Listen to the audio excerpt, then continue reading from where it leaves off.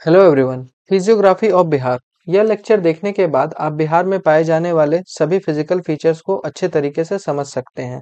ये lecture Bihar geography series का तीसरा लेक्चर है, जिसका कंप्लीट प्लेलिस्ट आपको डिस्क्रिप्शन बॉक्स में देखने को मिल जाएगा। तो आइए स्टार्ट करते हैं लेक्चर को एक क्वेश्चन से, जो कि है व्हाट इज फिजियोग्राफी। फिजियोग्राफी का मतलब क्या होता है? तो फिजियोग्राफी का डायरेक्ट रिलेशन किसी भी एरिया में पाए जाने वाले फिजिकल फीचर्स और उस एरिया के जियोलॉजिकल स्ट्रक्चर से है। अब इम्पोर्टेंट क्वेश्चन ये है कि फिजिकल फीचर्स क्या है और जियोलॉजिकल स्ट्रक्चर क्या है।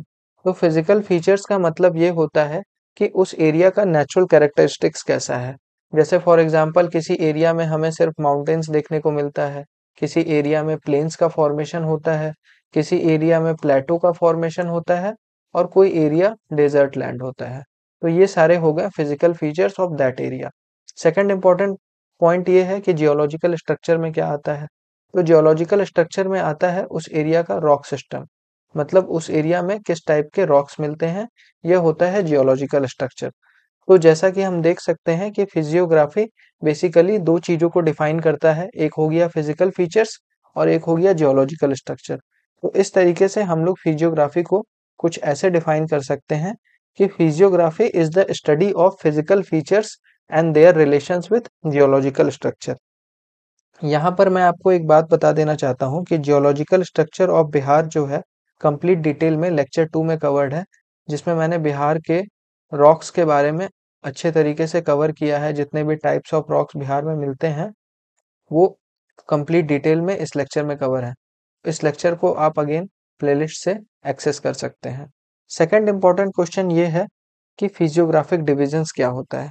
फिजियोग्राफिक डिवीजन समझने के लिए हम लोग एक एरिया कंसिडर करते हैं, जो कि एक बड़ा सा एरिया है जहां पर एक यूनिक फिजियोग्राफी देखने को मिलता है। मतलब इस एरिया का एक अपना यूनिक फिजियोग्राफी है। बट इस एरिया को अगर मैं छोटे छोटे स्मॉलर यूनिट्स में डिवाइड कर दूं, से फॉर एग्जांपल मैंने इस एरिया को 4 यूनिट्स में डिवाइड कर दिया और इस चारों यूनिट्स का भी एक अपना यूनिक फिजियोग्राफी है। मतलब इस एरिया का एक अपना यूनिक फिजियोग्राफी होगा और इस एरिया का अपना एक यूनिक फिजियोग्राफी होगा, जो कि बाकी चारों में डिस्टिंक्ट होगा। तो ये चार जो छोटे छोटे स्मॉलर यूनिट्स हैं, जिनका एक अपना यूनिक फिजियोग्राफी है, वो इस बड़े से एरिया का हो जाएगा फिजियोग्राफिक डिविजन्स। इस पॉइंट को अच्छे तरीके से समझने के लिए हम लोग बिहार का मैप रेफर कर सकते हैं, जो कि आपको स्क्रीन पे दिख रहा होगा। तो बिहार के मैप में आप देख सकते हो कि काफी कलर्स शो हो रहे हैं। ये कलर्स कुछ और नहीं बल्कि बिहार के फिजियोग्राफिक डिवीजन को दर्शाते हैं। तो जैसा कि फॉर एग्जांपल आप देख सकते हो, बिहार के वेस्ट चंपारण वाले डिस्ट्रिक्ट में आपको डार्क ब्राउन कलर, बिहार के साउथ में कैमूर और रोहतास रीजन में आपको डार्क ब्राउन कलर, और साउथ के किसी और रीजन्स में भी आपको पैचेस में डार्क ब्राउन कलर देखने को मिल रहे हैं, जो कि एक माउंटेनियस रीजन है। सिमिलरली अगर मैं देखूं कुछ और डार्कर रीजन्स जो कि येलो में आपको देखने को मिल रहे हैं, वो हो सकता है एक प्लेटो रीजन। तो बिहार में आपको प्लेटो भी देखने को मिल रहा है। मोस्ट ऑफ द बिहार में आपको ग्रीन कलर देखने को मिल रहा है, जो कि एक प्लेन रीजन होता है। एंड कुछ पार्ट्स ऑफ बिहार में आपको स्काई ब्लू कलर देखने को मिल रहा है, जो कि फ्लड प्लेन्स का एग्जाम्पल है। तो यहाँ से हमें ये देखने को मिलता है कि बिहार भी काफी फिजियोग्राफिक यूनिट्स में डिवाइडेड है। तो अब नेक्स्ट इंपॉर्टेंट क्वेश्चन हमारा ये बनता है कि बिहार कितने फिजियोग्राफिक यूनिट्स में डिवाइडेड है, कितने फिजियोग्राफिक डिविजन्स बिहार में मिलते हैं। तो इसका आंसर है बिहार में 3 फिजियोग्राफिक डिविजन्स हैं, और ये फिजियोग्राफिक डिविजन्स के नाम है, पहला the Shivalik region, second Bihar plains, और थर्ड है बिहार का सदर्न प्लेटो रीजन। तो अगर मैं तीनों की एक एक करके बात करूं तो शिवालिक रीजन आपको वेस्ट चंपारण में देखने को मिलेगा, जो कि एक माउंटेनियस रीजन है। Second the most important Bihar plains का फॉर्मेशन होता है गंगा रिवर की वजह से, और गंगा रिवर ही बिहार प्लेन्स को दो पार्ट्स में डिवाइड करती है, और ये दो पार्ट्स हो जाता है बिहार का नॉर्थ बिहार प्लेन्स और साउथ बिहार प्लेन्स।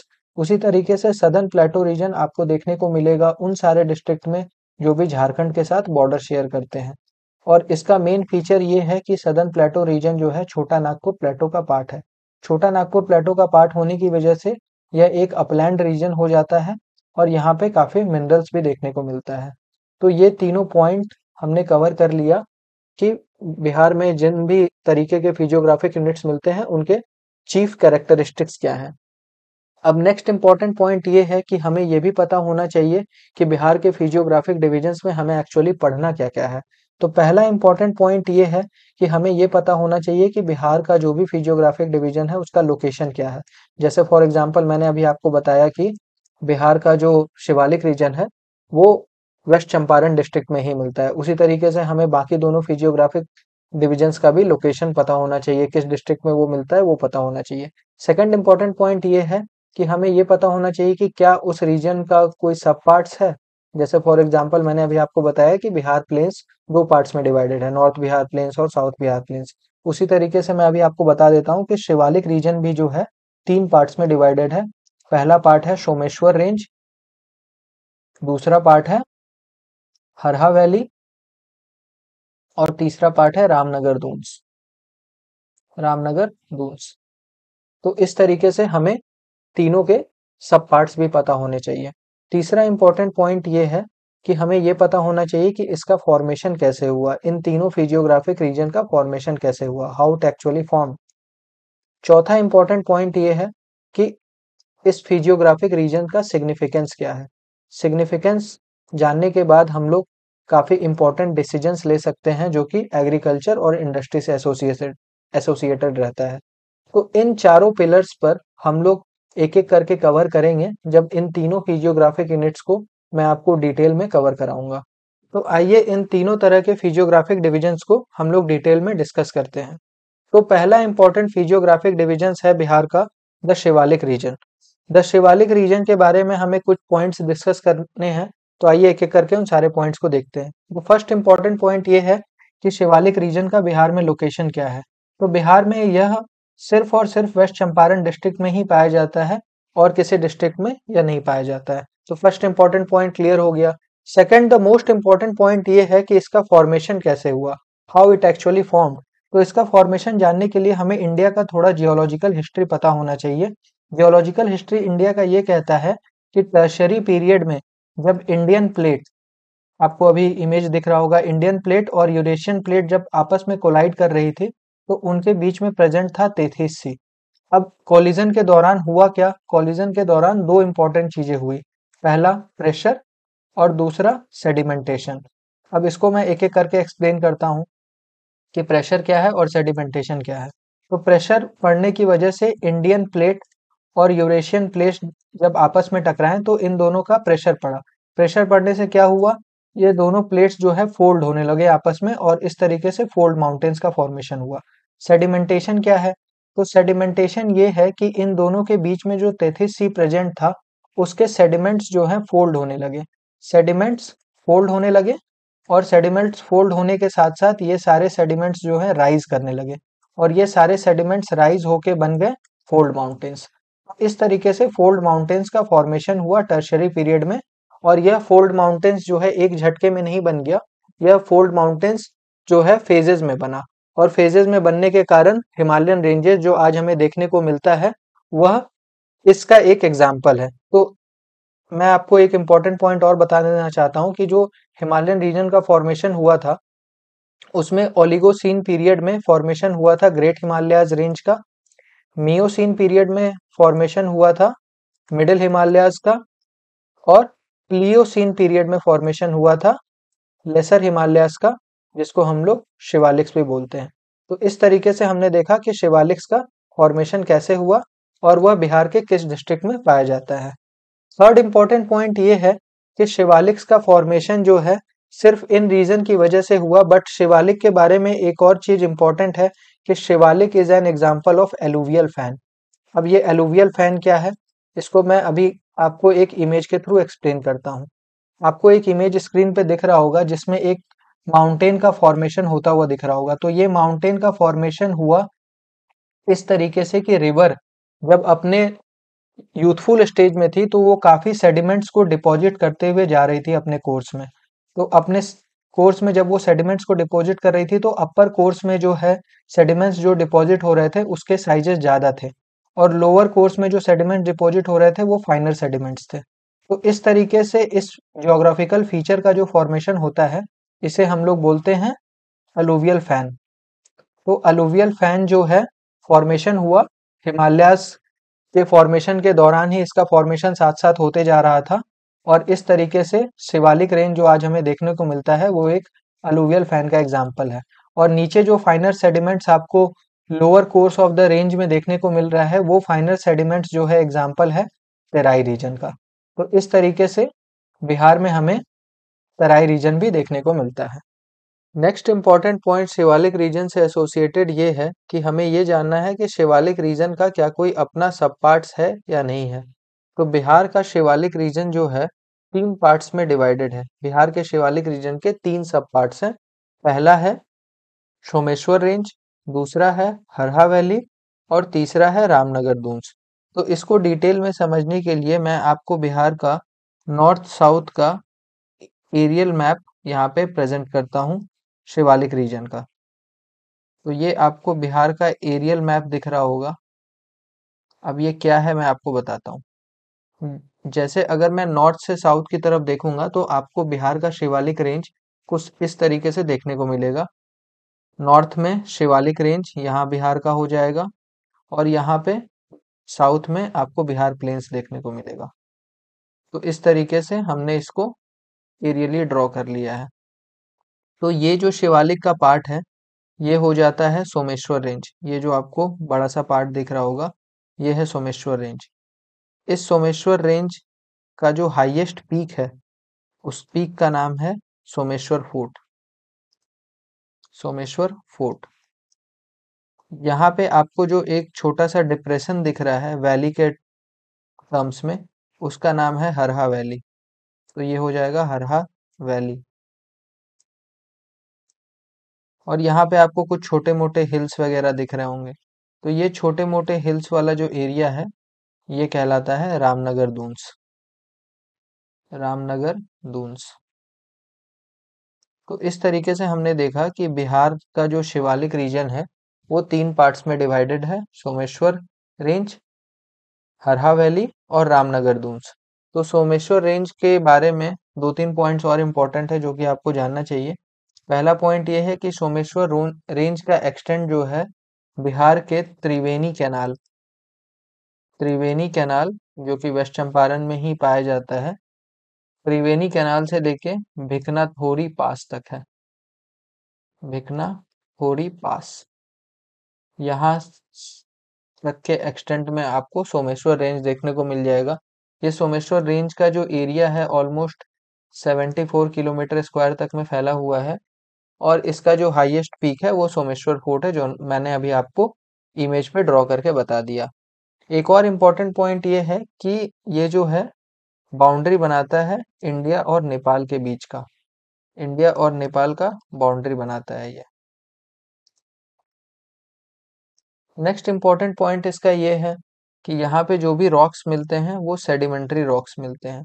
अब सेडिमेंट्री रॉक्स क्यों मिलते हैं? सेडिमेंट्री रॉक्स मिलने का रीजन ये है कि ये रीजन जो है सेडिमेंटेशन से बना है। सेडिमेंटेशन से बनने की वजह से यहाँ पे जितने भी रॉक्स पाए जाते हैं वो सेडिमेंट्री इन नेचर है। सेडिमेंटेशन से इस यहाँ के रॉक्स का फॉर्मेशन कैसे हुआ, यहाँ पे जो भी रॉक्स बने टर्शरी रॉक्स बने उसका फॉर्मेशन कैसे हुआ, ये जानने के लिए आप lecture 2 geological structure of Bihar को कवर करें। उसमें मैंने डिटेल में ये सारी चीजें एक्सप्लेन कर रखी है। नेक्स्ट पॉइंट है हरहा वैली। तो जैसा कि अभी आपको मैंने हरहा वैली के बारे में बताया कि हरहा वैली जो है सोमेश्वर रेंज और रामनगर दूंस के बीच का पार्ट है। तो इस तरीके से हमने यहाँ पे इमेज में ये भी देखा था कि ये एक डिप्रेशन वाला रीजन है। तो ये डिप्रेशन जो बना था वो टेक्टोनिक डिप्रेशन होने की वजह से बना था। टेक्टोनिक डिप्रेशन की वजह से हरहा वैली का फॉर्मेशन हुआ था और यहाँ पे हरहा वैली जो है टेक्टोनिक डिप्रेशन होने की वजह से एक फर्टाइल रीजन हो जाता है। फर्टाइल रीजन भी हो जाता है ये। दूसरा इंपॉर्टेंट पॉइंट ये है कि इसका अगर आप एक्सटेंट याद करना चाहें तो ये ज़्यादा नहीं बस 24 किलोमीटर के दायरे तक में फैला हुआ है और इसका हाइट जो है ऑलमोस्ट 150 मीटर्स इन हाइट है। नेक्स्ट इम्पोर्टेंट सब पार्ट है बिहार के शिवालिक रीजन का रामनगर दूंस। रामनगर दूंस की अगर मैं बात करूं तो रामनगर दूंस जैसा कि हमने अभी मैप में देखा था कि रामनगर दूंस बिहार के शिवालिक रीजन का सदर्न मोस्ट एक्सटेंट में लाई करता है और सदर्न मोस्ट एक्सटेंट में लाई करने की वजह से यह बिहार प्लेन से भी बॉर्डर शेयर करता है। इसके बारे में अगर मैं आपको अभी जो बताया था वो ये था कि यह ग्रुप ऑफ स्मॉलर हिल्स है। तो यहाँ पे छोटे मोटे हिल्स वगैरह आपको देखने को मिलते हैं जिनका लेंथ जो है 32 किलोमीटर है और विड्थ जो है around 6 to 8 kilometre in width है। देन सेकंड इम्पोर्टेंट पॉइंट इससे रिलेटेड ये है कि यहाँ पे जो हाईएस्ट पीक है उस हाईएस्ट पीक का नाम है संतपुर। और इस हाईएस्ट पीक संतपुर का जो ऊंचाई है वो 32 किलोमीटर है। नेक्स्ट इम्पोर्टेंट पॉइंट जो फिजियोग्राफिक डिवीजन ऑफ बिहार में हमें शिवालिक रीजन में पढ़ना है वो ये है कि शिवालिक रीजन ऑफ बिहार जो है कुछ पासेस बनाते हैं नेपाल के साथ। पासेस टू नेपाल का फॉर्मेशन होता है शिवालिक रीजन में और इस पासेस टू नेपाल के नेम के साथ साथ हमें किस रिवर से ये पास एसोसिएटेड है वो भी जानना है। तो रिवर का नाम और पासेस, तो बेसिकली 3 पास हैं। पहले पास का नाम है सोमेश्वर सोमेश्वर पास। ये जिस रिवर से एसोसिएटेड है उस रिवर का नाम है पूरी पानी रिवर। सेकंड इंपॉर्टेंट पास है भिकना थोरी पास, जो कि सोमेश्वर रेंज का एक एक्सटेंट भी था। तो भिकना थोरी पास जिस रिवर से एसोसिएटेड है उस रिवर का नाम है कूड़ी रिवर। थर्ड इंपॉर्टेंट पास जो है नेपाल से एसोसिएटेड जो है वो है मरवत पास। और मरवत पास जिस रिवर के थ्रू बन रहा है उस रिवर का नाम है Harha river. Next important point ये है कि हमें ये भी पता होना चाहिए कि बिहार के शिवालिक रीजन का सिग्निफिकेंस क्या है। आइए देखते हैं बिहार के शिवालिक रीजन का सिग्निफिकेंस। पहला इम्पोर्टेंट सिग्निफिकेंस ये है कि इस रीजन में आपको काफी तरीके के फॉरेस्ट देखने को मिल जाएंगे जिसमें से साल ट्री डोमिनेट करता है बट अदर ट्रीज भी आपको मिलते हैं जैसे फॉर एग्जांपल टीक, बैम्बू और एकिया। सेकंड इम्पोर्टेंट सिग्निफिकेंस ये है कि यहाँ पे आपको काफी एनिमल्स देखने को मिल जाते हैं जैसे कि एलिफेंट, टाइगर, लेपर्ड और डियर। थर्ड इम्पोर्टेंट सिग्निफिकेंस है कि ये रीजन काफी नदियों का सोर्स है जो कि इरिगेशन और ड्रिंकिंग वाटर में हेल्प करता है। Reverse for example Gandak, Kosi, Mahananda, इनके सोर्स आपको देखने को मिल जाएंगे शिवालिक रीजन में जो कि इरिगेशन और ड्रिंकिंग पर्पस के लिए हेल्पफुल है। फोर्थ इम्पोर्टेंट सिग्निफिकेंस है कि ये रीजन हिल स्टेशन है और यहाँ पे नेशनल पार्क भी देखने को मिलता है। वैसे बिहार में एक ही नेशनल पार्क है, उस नेशनल पार्क का नाम है वाल्मीकि नेशनल पार्क और वाल्मीकि नेशनल पार्क बिहार के वेस्ट चंपारण डिस्ट्रिक्ट में देखने को मिलता है। तो इस तरीके से हमने शिवालिक रीजन जो कि बिहार में पाया जाता है उसको कंप्लीट डिटेल में कवर कर लिया है। तो आइए स्टार्ट करते हैं बिहार ज्योग्राफी में फिजियोग्राफी ऑफ बिहार का second physiographic division of Bihar, जिसका नाम है द बिहार प्लेन्स। तो द बिहार प्लेन्स में सबसे पहला इंपॉर्टेंट पॉइंट हमें ये पढ़ना है कि द बिहार प्लेन्स का लोकेशन क्या है, बिहार के किन डिस्ट्रिक्ट्स में बिहार प्लेन्स मिलते हैं। तो जैसा कि आप मैप में देख रहे होंगे कि बिहार प्लेन्स जो है almost 90 to 95% of the Bihar को कवर करता है और यह बिहार के आपको लगभग सारे डिस्ट्रिक्ट्स में देखने को मिल रहा होगा। तो जी हाँ, यह बिहार के सारे ही डिस्ट्रिक्ट्स में मिलता है। अब थोड़ा कंफ्यूजन इसमें ये हो सकता है कि जो साउथ के डिस्ट्रिक्ट्स हैं जहाँ पे प्लेटो रीजन है वहाँ पे यह बिहार प्लेन्स का फॉर्मेशन होता है कि नहीं होता है। तो जी हाँ, सारे डिस्ट्रिक्ट्स में होता है, भले ही साउथ के डिस्ट्रिक्ट्स के माइनर पार्ट्स में होता हो बट होता जरूर है। तो बिहार के सारे डिस्ट्रिक्ट्स में आपको बिहार प्लेन्स देखने को मिल जाएगा। Second, the most important question ये है कि बिहार प्लेन्स का फॉर्मेशन कैसे हुआ। तो बिहार प्लेन्स का फॉर्मेशन कैसे हुआ यह जानने से पहले हमें एक इम्पोर्टेंट पॉइंट ये पता होना चाहिए कि बिहार प्लेन्स जो है वो पार्ट है इंडस गैंगेटिक प्लेन का। अब ये इंडस गैंगेटिक प्लेन क्या है? तो इंडस गैंगेटिक प्लेन का फॉर्मेशन होता है क्वाटरनरी पीरियड में। क्वाटरनरी पीरियड में इसका फॉर्मेशन कैसे होता है ये जानने के लिए हमें यह जानना होगा कि हिमालयास का फॉर्मेशन कब हुआ। तो हिमालयास का फॉर्मेशन होता है टर्शरी पीरियड में, जो कि क्वाटरनरी पीरियड से पहले लाई करता है। तो टर्शरी पीरियड में जब हिमालयास का फॉर्मेशन हो गया था तो यहाँ पे 3 मेन रिवर्स हुआ करती थी जो कि हिमालयन रिवर्स भी कहलाती हैं आज के डेट में। उसका नाम था इंडस, गंगा और ब्रह्मपुत्र। यह तीनों रिवर्स उस समय अपने यूथफुल स्टेज में हुआ करती थी। यूथफुल स्टेज में होने की वजह से इन रिवर्स में काफी ज्यादा एनर्जी था। इस एनर्जी की वजह से यह रिवर जब अपने कोर्स में ट्रेवल करती थी तो हिमालयन रॉक्स जो थे उन रॉक्स को ये इरोड करते हुए आगे बढ़ती थी। हिमालयन रॉक्स के इरोजन से क्या हुआ कि रॉक्स का वेदरिंग स्टार्ट हो गया, और रॉक्स के वेदरिंग का मतलब ये हुआ कि रॉक्स जो है छोटे छोटे टुकड़ों में टूटते हुए चले गए। और इन रिवर्स में इतना ज्यादा एनर्जी था कि अपने कोर्स में ये वेदर्ड रॉक्स को अपने कोर्स में डिपॉजिट करते हुए चली जा रही थी। तो ये जितने भी वेदर्ड रॉक्स है ये रिवर्स के कोर्स में डिपॉजिट होते जा रहे थे। इससे क्या हुआ? इससे ये हुआ कि एक डिपोजिशनल प्लेन का फॉर्मेशन हुआ।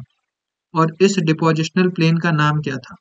इस डिपोजिशनल प्लेन का नाम था इंदस, गंगा और ब्रह्मपुत्र प्लेन। तो इंदस प्लेन का फॉर्मेशन कहाँ हुआ? जहाँ पे इंदस रिवर फ्लो कर रही थी और अपने कोर्स में वेदर्ड रॉक्स को डिपॉजिट कर रही थी। गंगा प्लेन्स का फॉर्मेशन कहाँ हुआ? गंगा के कोर्स में हुआ। ब्रह्मपुत्र प्लेन का फॉर्मेशन कहाँ हुआ? ब्रह्मपुत्र के कोर्स में हुआ। तो जैसा कि आप मैप में देख सकते हो, गंगा रिवर जो कि बिहार को कवर करती है, तो उस तरीके से हम ये कह सकते हैं कि बिहार प्लेन्स जो है वो पार्ट है गंगा के प्लेन्स का, पार्ट ऑफ गैंगेटिक प्लेन्स। इस तरीके से हमने देखा कि बिहार प्लेन्स का फॉर्मेशन कैसे हुआ। नेक्स्ट पॉइंट ये है कि हमें पता होना चाहिए बिहार प्लेन्स का कोई फर्दर सब डिवीजन है या नहीं। तो इसको समझने के लिए हम लोग बिहार का फिजिकल मैप रेफर करते हैं, जो कि अभी आपको स्क्रीन पे दिख रहा होगा। तो जैसा कि आप देख सकते हो, बिहार में जब गंगा रिवर एंटर करती है तो बिहार को टू पार्ट्स में डिवाइड करती है। पहला जो ऊपर वाला पोर्शन हो जाता है वो हो जाता है नॉर्थ बिहार प्लेन्स, और नीचे वाला पोर्शन हो जाता है साउथ बिहार प्लेन्स। तो इस तरीके से हमने देखा कि गंगा रिवर की वजह से दो पार्ट्स में बिहार प्लेन्स डिवाइडेड है, और इन दो पार्ट्स का नाम है नॉर्थ बिहार प्लेन्स और साउथ बिहार प्लेन्स। अब हमें ये जानना है कि नॉर्थ बिहार प्लेन्स और साउथ बिहार प्लेन्स का फर्दर कोई सब डिवीजन है या नहीं, और अगर है तो क्यों होता है। तो इनका भी फर्दर सब डिवीजन होता है, और फर्दर सब डिवीजन होने का रीजन है बिहार में गंगा के ट्रिब्यूटरीज। जैसा कि आप देख सकते हो कि यहाँ पे गंडक रिवर आपको देखने को मिल जाएगा, यहाँ पे आपको कोसी रिवर देखने को मिल जाएगा, यहाँ पे आपको महानंदा रिवर देखने को मिल जाएगा। उसी तरीके से साउथ में सोन रिवर आपको देखने को मिल जाएगा, चंदन रिवर देखने को मिल जाएगा। तो बिहार में गंगा की काफी ट्रिब्यूटरीज हैं, और इन सारी ट्रिब्यूटरीज की वजह से बिहार के जो मेजर प्लेन्स का सब डिवीजन है, नॉर्थ बिहार प्लेन्स और साउथ बिहार प्लेन्स, ये फर्दर सब डिवाइड हो जाते हैं। तो नॉर्थ बिहार प्लेन्स का अगर हम लोग सब डिवीजन देखें तो पहला जो हो जाता है वो होता है महानंदा प्लेन। महानंदा प्लेन का फॉर्मेशन महानंदा रिवर की वजह से ही होता है।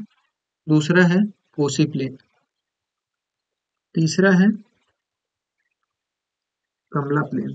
कमला भी एक रिवर है, बिहार में बहती है, जो कि गंगा के ट्रिब्यूटरी है। फोर्थ है बागमती प्लेन। बागमती रिवर भी अगेन गंगा के ट्रिब्यूटरी है। फिफ्थ है गंडक प्लेन, और सिक्स्थ है घाघरा प्लेन। उसी तरीके से साउथ बिहार प्लेन भी फर्दर सब डिवाइडेड है। पहला हो जाता है चंदन प्लेन, जो कि चंदन रिवर की वजह से बनती है।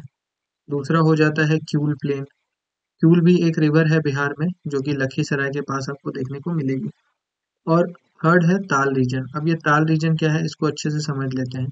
ताल रीजन बेसिकली क्या है, ये लो लाइंग एरिया है। लो लाइंग एरिया है जिसमें पानी जमा हो जाता है, इसमें वाटर फिल हो जाता है। अब ये वाटर आता कहाँ से है? Water filled due to rainy season. जब बरसात में पानी इकट्ठा होता है लो लाइंग एरिया में, उसको हम लोग ताल रीजन बोल देते हैं। फोर्थ है सेंट्रल साउथ बिहार प्लेन। अब ये सेंट्रल साउथ बिहार प्लेन का फॉर्मेशन कैसे होता है? तो सेंट्रल साउथ बिहार प्लेन का फॉर्मेशन होता है तीन चीजों की वजह से। पहला है गंगा रिवर, दूसरा है सोन रिवर, और तीसरा है ताल रीजन। मतलब इन तीनों के एक्सटेंट के बीच में सेंट्रल साउथ बिहार प्लेन लाई करता है। फिफ्थ है शाहबाद प्लेन। शाहबाद प्लेन। अब ये शाहबाद प्लेन कहाँ लोकेटेड है? तो शाहबाद प्लेन आपको कैमूर डिस्ट्रिक्ट में देखने को मिल जाएगा, और ये एक्सटेंट में लाई करता है अराउंड गंगा के और सोन के। तो गंगा, सोन और कैमूर के बीच में आपको शाहबाद प्लेन देखने को मिल जाएगा। नेक्स्ट इम्पॉर्टेंट पॉइंट ये है कि हमें पता होना चाहिए कि बिहार प्लेन्स का कैरेक्टरिस्टिक्स कैसा है। तो जैसा कि अभी हमने देखा था कि बिहार प्लेन्स मेजरली दो पार्ट्स में डिवाइडेड है, नॉर्थ बिहार प्लेन्स और साउथ बिहार प्लेन्स। तो आइए एक एक करके इनका कैरेक्टरिस्टिक्स देखते हैं। पहला इम्पोर्टेंट पॉइंट है कि नॉर्थ बिहार प्लेन्स का एरिया हो जाता है 56,980 किलोमीटर स्क्वायर। उसी तरीके से साउथ बिहार प्लेन्स का एरिया हो जाता है 33,670 किलोमीटर स्क्वायर। तो यहाँ पे हम देख सकते हैं कि नॉर्थ बिहार प्लेन्स जो है एज कम्पेयर टू काफी बड़ा है एरिया में साउथ बिहार प्लेन के। लोकेशन की अगर मैं बात करूँ तो लोकेशन जो है नॉर्थ बिहार प्लेन्स का घाघरा गंडक दोआब से लेके महानंदा वैली तक हो जाता है। दोआब का मतलब होता है लैंड बिटवीन टू रिवर्स। जैसे फॉर एग्जांपल ये दो गंगा की ट्रिब्यूटरीज हैं, घाघरा और गंडक। तो इनके बीच में जो लैंड लाई करता है इसको हम लोग दोआब बोलते हैं। उसी तरीके से साउथ बिहार प्लेन का एक्सटेंट लाई करता है कैमूर प्लेटो से, जो कि आपको कैमूर में देखने को मिल जाएगा, से राजमहल हिल्स तक। राजमहल हिल्स का रीजन आपको भागलपुर में देखने को मिल जाएगा। अब नेक्स्ट इंपॉर्टेंट पॉइंट ये है कि नॉर्थ बिहार प्लेन्स का फीचर्स क्या है। तो फीचर्स में तराई रीजन बनाता है ये नॉर्थ में और मार्शी लैंड बनाता है साउथ में। तराई रीजन क्या होता है कि जैसे फॉर एग्जांपल रिवर्स अपने कोर्स में जब सेडिमेंट्स को डिपॉजिट करते हुए जाती हैं, तो अपर कोर्सेज में वो बड़े बड़े बाउल्डर्स को डिपॉजिट करती हैं और लोअर कोर्सेज में छोटे छोटे सेडिमेंट्स को डिपॉजिट करते हुए जाती है। तो ये छोटे छोटे सेडिमेंट्स जो लोअर कोर्स में डिपॉजिट होते हैं, ये बनाते हैं तराई रीजन, और जिसकी वजह से यह रीजन काफी फर्टाइल हो जाता है। उसके बाद जो साउथ में फॉर्मेशन होता है जिस स्ट्रक्चर का, वो काफी मार्शी हो जाता है, जिस वजह से हम लोग ये देख पा रहे हैं कि नॉर्थ में जो है तराई रीजन देखने को आपको मिलेगा और साउथ में आपको मार्शी लैंड देखने को मिलेगा, जो कि काफी फ्लड प्रोन भी हो जाता है। नेक्स्ट इम्पॉर्टेंट पॉइंट इसका ये है कि यहाँ के हिल्स, यहाँ के जो स्ट्रक्चर हैं सॉइल के, वो काफी रोकर रॉकी और पोरस नेचर को देखने को मिलेंगे आप, और जिसकी वजह से इनका परकोलेशन लेवल हाई हो जाता है। और परकोलेशन लेवल हाई होने की वजह से यह सॉइल का वाटर रिटेंशन कैपेसिटी काफी होता है।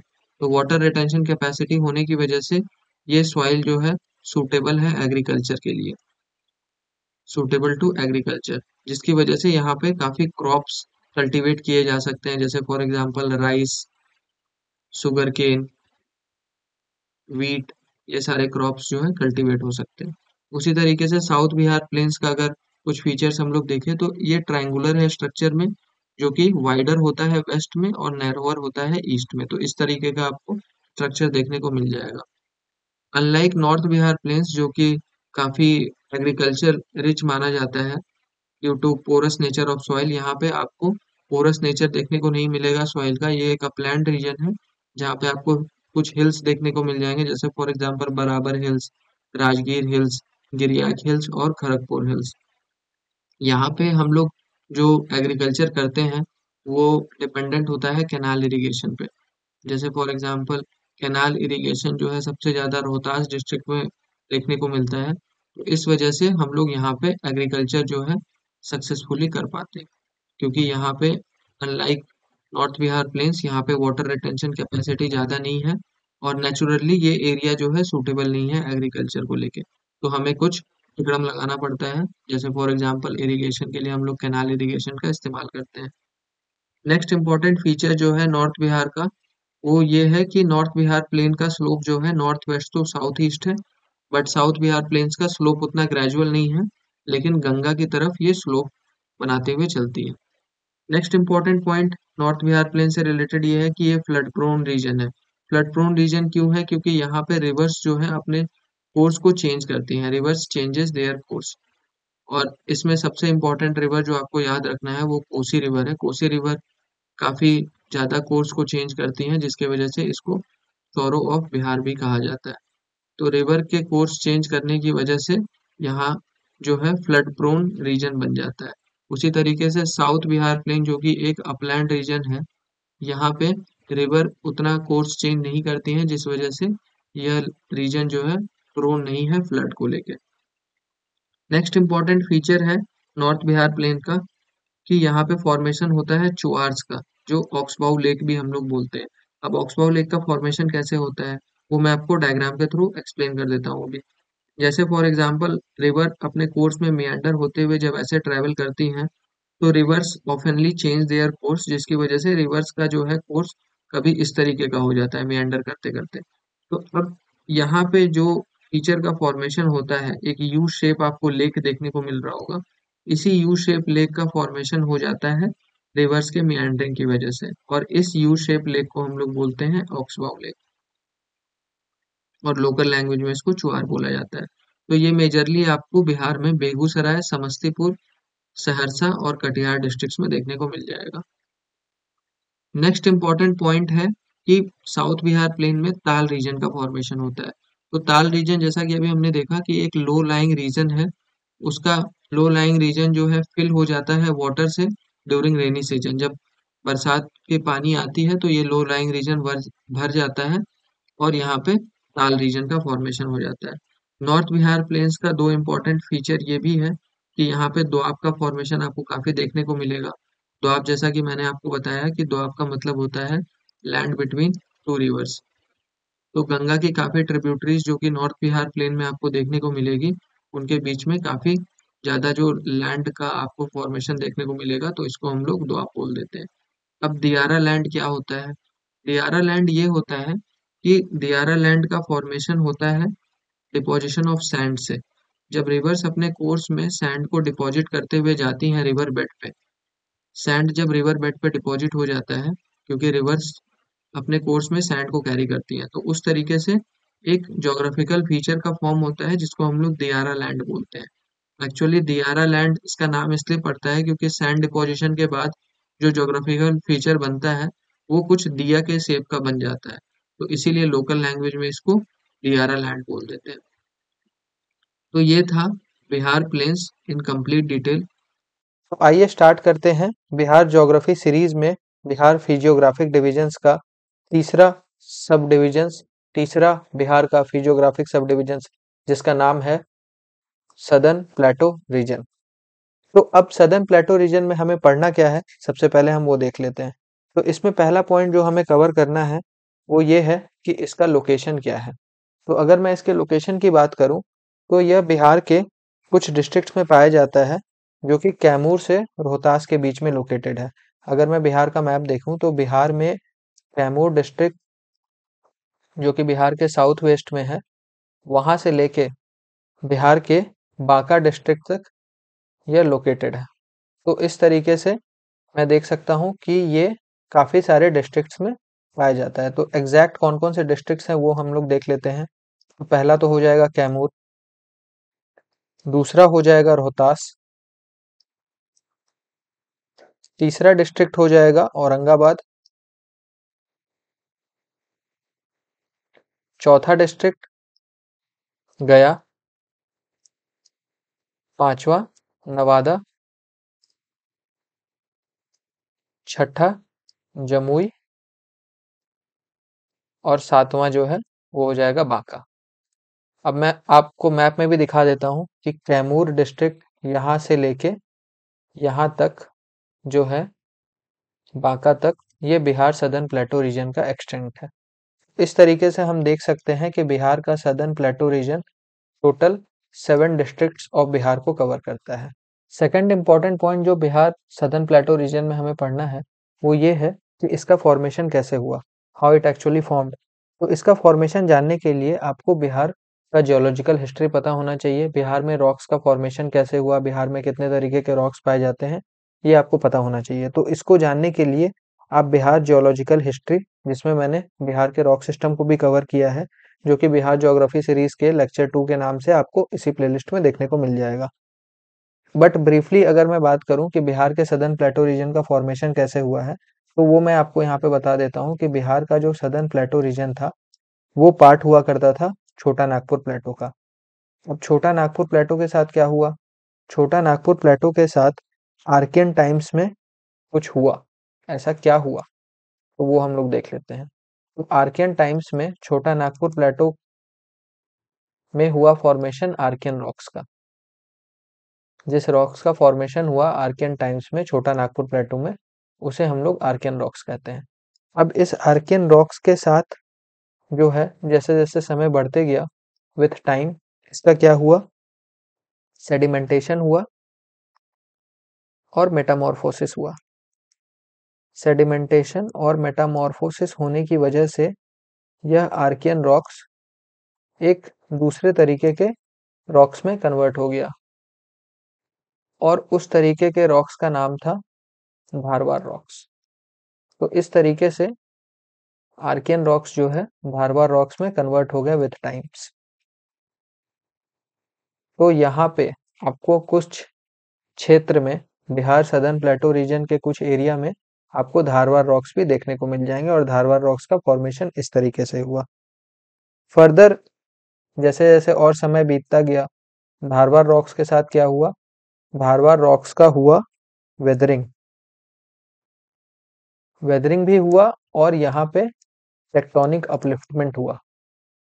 कुछ टेक्टोनिक फोर्सेस काम कर रहे थे जिसके वजह से टेक्टोनिक अपलिफ्टमेंट हुआ और इन दोनों रीजन्स की वजह से धारवार रॉक्स का फॉर्मेशन धारवार रॉक्स का फॉर्मेशन जो हुआ था, तो इन दोनों रॉक्स की वजह से धारवार रॉक्स कन्वर्ट हो गए विंध्यन रॉक्स में। इस तरीके से आपको धारवार रॉक्स और विंध्यन रॉक्स दोनों आपको बिहार सदर्न प्लेटो रीजन में देखने को मिल जाएंगे। विंध्यन रॉक्स मेनली आपको बिहार के 2 डिस्ट्रिक्ट में मिलेगा, कैमूर और रोहतास में थोड़ा कम ही मिलता है, कैमूर में ज़्यादा मिलता है। तो इस तरीके से आप देख सकते हैं कि बिहार के सदर्न प्लेटो रीजन में मेनली 2 तरीके के रॉक्स पाए जाते हैं, एक धारवार रॉक्स और एक Vindhyan rocks.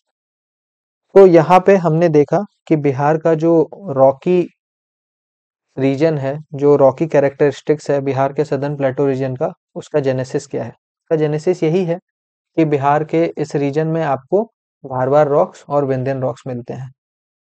Third important point ये है कि हमें पता होना चाहिए कि बिहार के सदर्न प्लेटो रीजन का क्या कोई सब पार्ट्स है। तो हाँ, रीजनली इसके काफ़ी सब पार्ट्स होंगे। जैसे फॉर एग्जांपल आप किसी डिस्ट्रिक्ट में जाओगे बिहार के सदर्न प्लेटो रीजन में, जिस जिस डिस्ट्रिक्ट में लाई करता है वहाँ पे अगर आप गए तो लोकली काफ़ी नाम दे दिया जाता है। लेकिन एग्जाम पॉइंट ऑफ व्यू से अगर हम लोग बात करें तो कुछ कुछ सब पार्ट्स आपको याद रखने चाहिए जो कि बिहार सदर्न प्लेटो रीजन का है। पहला ये है कि कैमूर और रोहतास प्लेटो। अब ये कैमूर और रोहतास प्लेटो जो है मैं इसलिए एक साथ लिख रहा हूँ क्योंकि ये दोनों जो है एक ही टाइप ऑफ रॉक सिस्टम से बने हुए हैं। जैसा कि मैंने अभी आपको बताया था कि यहाँ पे आपको विंध्यन रॉक्स देखने को मिलते हैं। उसी तरीके से मेजर कैरेक्टरिस्टिक्स की वजह से जो क्लासिफिकेशन हुआ है वहाँ पे मैं उसी सब पार्ट्स का नाम लिखूंगा। तो पहला हो गया कैमूर और रोहतास प्लेटो, दूसरा हो जाता है Nawada hilly region. Nawada hilly region, ये कैमूर रोहतास जो है ये एक टाइप का प्लेटू है, मतलब इसका हाइट ज़्यादा है। इसका हाइट जो है एज कंपेयर टू अदर जो मैं अभी लिखने वाला हूँ उनसे ज़्यादा है। यहाँ पे आप मैप में भी देख सकते हो कि यहाँ पे आपको देखने को मिलेगा कि डार्कर ब्राउन रीजन है कैमूर और रोहतास वाले डिस्ट्रिक्ट में। इस तरीके से हाइट ज़्यादा होने की वजह से यह डार्क रीजन है। थर्ड इम्पोर्टेंट सब पार्ट जो है उसका नाम है Rajgir hilly region. Rajgir hilly region. Fourth important सब पार्ट जो है बिहार के सदर्न प्लेटो का, उसका नाम है मुंगेर हिल रीजन। ये आपको मुंगेर डिस्ट्रिक्ट में देखने को मिल जाएगा।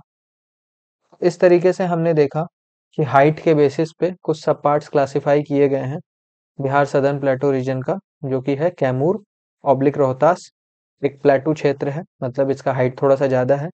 दूसरा तीसरा चौथा जो है नवादा, राजगीर और मुंगेर हिली रीजन है, जो कि as compare to Kaimur Rohtas plateau से हाइट इनका कम है। नेक्स्ट इंपॉर्टेंट पॉइंट ये है सदर्न प्लेटो रीजन का कि हमें पता होना चाहिए कि सदर्न प्लेटो रीजन का क्या कोई सिग्निफिकेंस है या नहीं है। तो आइए इनका सिग्निफिकेंस देख लेते हैं। तो इसके सिग्निफिकेंस की अगर मैं बात करूं तो पहली बात तो ये है कि बिहार का जो सदर्न प्लेटो रीजन है वो बिहार के साउथ में लाई करता है, तो it lies in south of Bihar. अब साउथ ऑफ बिहार में ऐसा क्या है, साउथ ऑफ बिहार इम्पोर्टेंट इसलिए हो जाता है क्योंकि साउथ ऑफ बिहार में फ्लड्स नहीं है। तो यहाँ पे फ्लड्स ना होने की वजह से क्या होता है कि यहाँ पे इकोनॉमिक प्रोस्पेरिटी रहती है। इकोनॉमिक प्रोस्पेरिटी रहती है। तो ये थोड़ा सा रिच है ये region as compare to north. ठीक है, अब फ्लड्स क्यों नहीं हो रहा है? फ्लड्स इसलिए नहीं हो रहा है क्योंकि ये एक प्लेटू रीजन है, ये फ्लड प्लेन्स का पार्ट नहीं है, इस वजह से फ्लड्स नहीं हो रहा है। तो पहला सिग्निफिकेंस तो ये हो गया कि यहाँ पे इकोनॉमिक प्रेस्पेरिटी है, यहाँ पे as compare to other other districts of Bihar, Bihar के सदर्न प्लेटू रीजन में जो डिस्ट्रिक्ट्स आते हैं वो कंपैरेटिवली रिचर हैं। सेकंड इंपॉर्टेंट सिग्निफिकेंस ये है कि ये जो है रीजन रिच है मिनरल्स में। अब रिच इन मिनरल्स क्यों है? रिच इन मिनरल्स इसलिए है क्योंकि यहाँ पे आपको क्या मिलेगा देखने को? यहाँ पे आपको धारवार रॉक्स देखने को मिल रहे हैं और यहाँ पे आपको विंध्यन रॉक्स देखने को मिल रहे हैं, जिस वजह से यह रिच इन मिनरल्स हो जाता है। धारवार रॉक्स में आपको मेटेलिक मिनरल्स मिल जाएंगे और विंध्यन रॉक्स में आपको नॉन मेटेलिक मिनरल्स मिल जाएंगे। नॉन मेटेलिक मिनरल्स आपको विंध्यन रॉक्स वाले रीजन में देखने को मिल जाएंगे।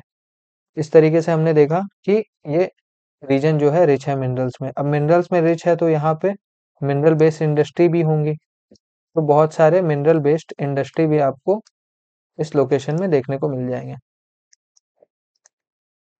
फोर्थ इंपॉर्टेंट पॉइंट ये है कि यहाँ पे जो है आपको काफी सारे हिल्स हैं जैसा कि मैंने अभी देखा, और कुछ लेक्स भी हैं। जैसे फॉर एग्जांपल एक काफी पॉपुलर लेक है घोरा कटोरा लेक। अब घोरा कटोरा लेक किस डिस्ट्रिक्ट में लाई करता है ये आपको कमेंट सेक्शन में बताना है। उसी तरीके से यहाँ पे कुछ हॉट स्प्रिंग्स भी देखने को आपको मिल जाएंगे। तो ये तीन जो है ना, ये आपको काफी टूरिज्म पॉइंट ऑफ व्यू से इम्पोर्टेंट है। टूरिज्म यहाँ पे ज़्यादा होता है, इस वजह से यह एक सिग्निफिकेंस है बिहार के सदर्न प्लेटू रीजन का। नेक्स्ट इम्पॉर्टेंट सिग्निफिकेंस ये हो सकता है कि बिहार का जो सदर्न प्लेटू रीजन है वो रिच है एग्रीकल्चर में भी, रिच इन एग्रीकल्चर। एग्रीकल्चर में ये रिच क्यों है? क्योंकि यहाँ पे कैनाल इरिगेशन अच्छा है। तो ये था बिहार का southern plateau region in complete detail. तो इस तरीके से आपके बिहार के सारे फिजियोग्राफिक डिविजन्स कवर हो गए हैं। शिवालिक रीजन, बिहार का plains, northern plains southern plains दोनों मैंने डिटेल में करा रखा है, और बिहार का सदर्न प्लेटू रीजन। तो इस टॉपिक्स को आप रिवाइज कर सकते हैं एग्जाम के पहले, क्योंकि ये टॉपिक काफी इंपॉर्टेंट है एग्जाम पॉइंट ऑफ व्यू से। Thank you so much.